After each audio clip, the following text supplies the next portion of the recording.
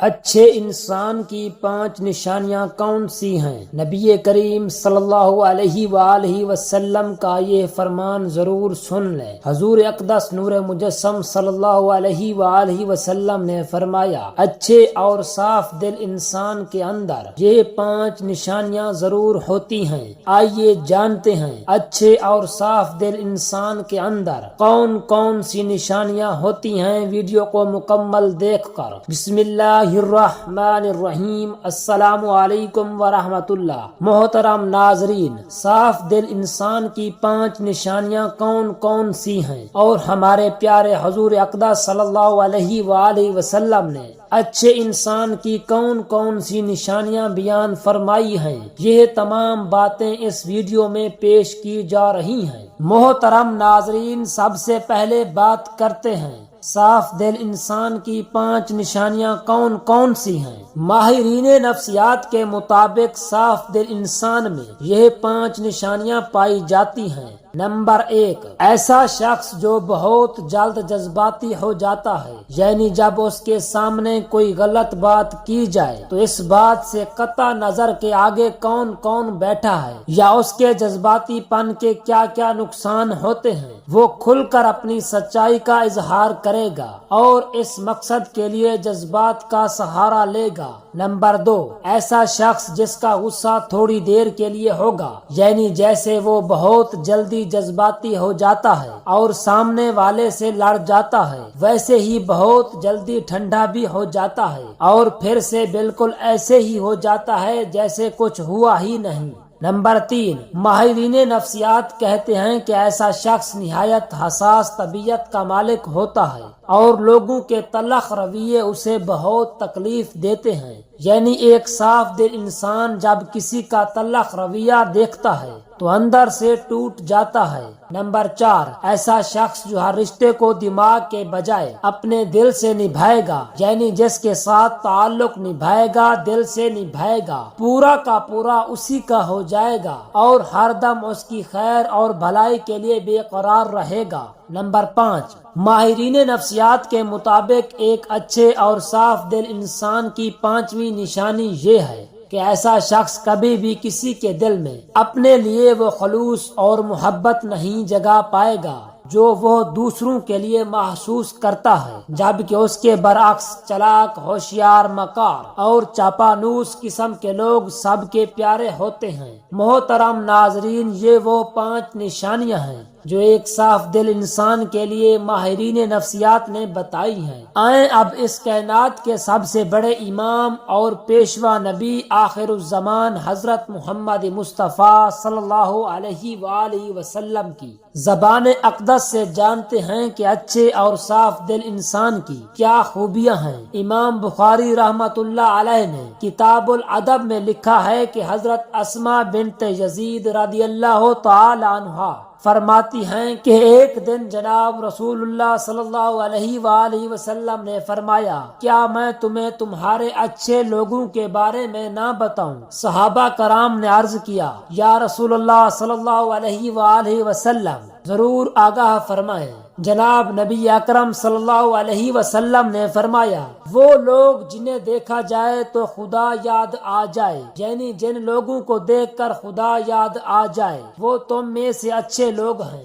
اس کی 2 صورتیں بیان کی جاتی ہیں۔ پہلی صورت یہ ہے کہ وہ اللہ تعالیٰ کے نیک بندے جن کی عبادت، نیکی اور تقوی کی جھلک ان کے چہروں پر نور کی صورت میں دکھائی دیتی ہے اور انہیں دیکھ کر دل میں خیال آتا ہے کہ اس قدر با رونق اور پر نور چہرہ کسی اللہ کے ولی کا ہی ہو سکتا ہے۔ عام طور پر انسان کے اندر کی کیفیات کا اس کے چہرے سے اندازہ ہو جاتا ہے اور چہرہ انسان کی باطنی حالت کا عکاس ہوتا ہے۔ غصہ ہو یا خوشی ہو، غم ہو یا راحت ہو، ناراضگی ہو یا رضامندی، انسان کے چہرے سے اس کا پتہ چل جاتا ہے۔ اسی طرح انسان کے نیک اعمال اور برے اعمال کے اثرات بھی چہرے سے ظاہر ہوتے ہیں۔ بخاری شریف کی ایک روایت کے مطابق حضرت صلی اللہ علیہ وسلم نے اپنے ایک خواب کا منظر بیان فرمایا کہ میں نے ایسے لوگوں کا ہجوم دیکھا جن کے چہروں کی کیفیت یہ تھی کہ چہرے کا نصف حصہ خوبصورت اور باقی نصف حصہ بدصورت تھا۔ فرشتوں سے پوچھا کہ یہ کون لوگ ہیں؟ انہوں نے بتایا کہ یہ آپ صلی اللہ علیہ وآلہ وسلم کی امت کے وہ لوگ ہیں جو اچھے اور برے اعمال غلط ملت کرتے رہے ہیں۔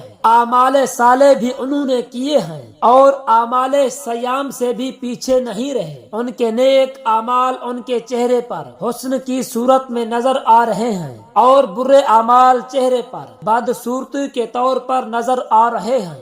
اس لیے اللہ تبارک و تعالیٰ کے نیک اور مخلص بندوں کے چہروں پر ان کے خلوص اور نیک اعمال کا نور ہوتا ہے اور ان کے بارونق اور نورانی چہروں کو دیکھ کر خدا کی یاد تازہ ہو جاتی ہے، جبکہ اس صورت میں اس کا ایک معنی یہ بھی کیا جاتا ہے کہ وہ لوگ جن کے اعمال و حرکات، ان کا اٹھنا بیٹھنا، لین دین، عبادت و معاملات اور اخلاق و معاملات اللہ تبارک و تعالی اور رسول خدا صلی اللہ علیہ وآلہ وسلم کے احکامات کے مطابق ہوتے ہیں، انہیں دیکھ کر ایک مسلمان کی عملی زندگی کا نقشہ سامنے آ جاتا ہے اور خدا یاد آتا ہے۔ بہرحال جناب نبی اکرم صلی اللہ علیہ وآلہ وسلم نے فرمایا کہ تم میں سے اچھے لوگ وہ ہیں جنہیں دیکھ کر خدا یاد آ جائے۔ اس کے علاوہ حضرت محمد صلی اللہ علیہ وسلم نے ارشاد فرمایا، کامل مومن وہ ہے جس کے اخلاق اچھے ہوں۔ مومن اپنے حسن اخلاق سے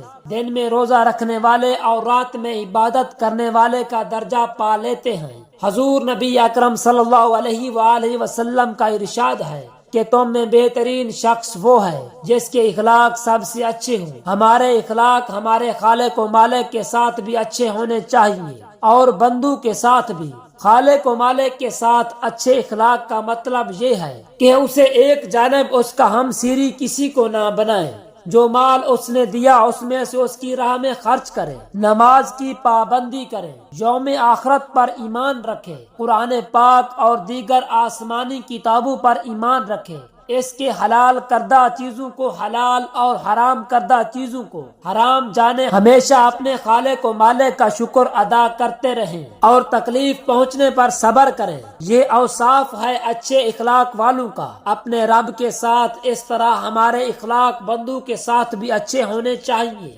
اچھا اخلاق کے لیے علم کا ہونا ضروری ہے، اسی لیے علم حاصل کریں اور اس علم سے لوگوں کو فائدہ پہنچائیں۔ ماں باپ کی فرما برداری کریں، انہیں کبھی جھڑکے نہیں، ان کے ساتھ نرمی سے بات کریں، انہیں اف تک نہ کہیں، ان کی صحت کا خیال رکھیں، ان کو اپنے ساتھ رکھ کر ان کی خدمت کریں۔ بندوں کے ساتھ اچھے اخلاق میں یہ بھی ہے کہ رشتہ داروں کے ساتھ صلہ رحمی سے پیش آئیں، رشتوں کو نبھائے، رشتوں کو جوڑے۔ حضور نبی کریم صلی اللہ علیہ وآلہ وسلم کا ارشاد ہے کہ جو تمہیں محروم کرے تم اسے عطا کرو۔ ایک اور جگہ آپ صلی اللہ علیہ وآلہ وسلم نے فرمایا کہ لمبی عمر چاہتے ہو تو اپنے رشتہ داروں کے ساتھ صلہ رحمی کرو۔ اچھا اخلاق کی ایک علامت یہ بھی ہے کہ ہم سلام میں پہل کریں، سلام کو عام کریں، ہر جاننے والے اور انجان مسلمان کو سلام کریں، جبکہ آج یہ بات عام ہو چکی ہے کہ ہم صرف اس کو سلام کرتے ہیں جس کو ہم جانتے ہیں۔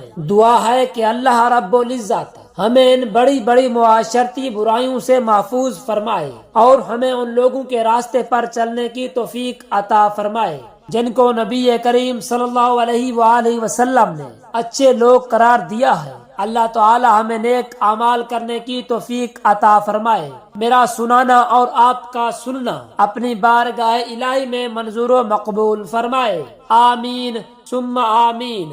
جزاک اللہ۔